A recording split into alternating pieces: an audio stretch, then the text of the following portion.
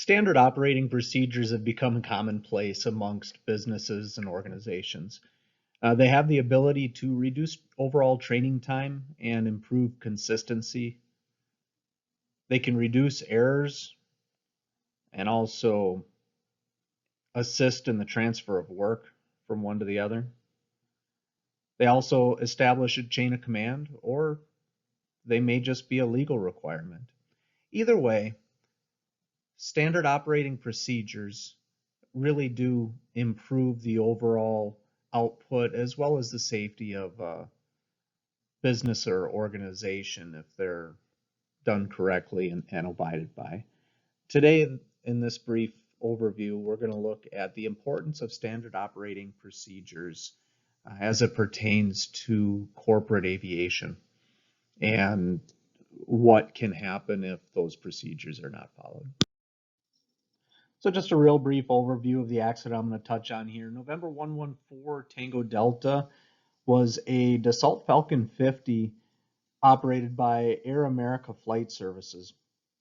Departed the departure end of the runway at Greenville Airport during landing. There were several different things that caused this. One could point at the possible inexperience in type by the pilot and the co-pilot. The pilot was type rated in this aircraft, however, he did have the restriction of SIC only and was operating as the PIC, where the SIC only held his private pilot single and multi, no instrument, no commercial licenses. Combined between the two of them, they did have over 1,700 or 17,000 hours, correction. So a substantial amount of flight experience for sure between the two, but in this particular type, as I mentioned, the PIC was only type rated to be an SIC, and the SIC did not carry any jet type ratings whatsoever. So that's the pilot side of things. Definitely SOP guidance on something like this would be that everybody that's operating in their positions are rated for the positions that are being held. Pretty standard across the board, should be with amongst airlines, air charters, any sort of aviation department. Just the same as it is in the manufacturing world where I come from. You need to be qualified to do the job that you're looking to do. Another note on this one here as well. Several other discrepancies were obtained from the NTSB report.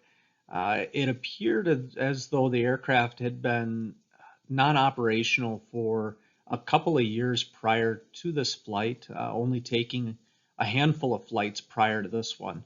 The emergency braking system was the default used by the previous pilot because the anti-skid braking system was malfunctioning and disabled. Upon further investigation, the NTSB did find that there were over 100 different maintenance discrepancies that had yet to be resolved on this particular aircraft, yet it was still put into operation.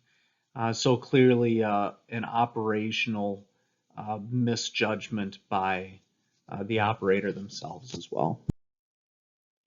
So I know crash pictures can be a little tough for some people to look at, especially one such as this. It did cost the lives of both the pilot and the co-pilot in this particular accident, but I do believe that reviewing safety and incidences like this can only improve safety down the road. So it's important to just take a step back and look at accidents like this and really come up with the foundation, the reasoning for why they occurred. In this particular instance, like I said, there's plenty of things that were done had there been a solid SOP in place and followed by both the operator and the pilot and co-pilot. I believe that something like this certainly could have been avoided.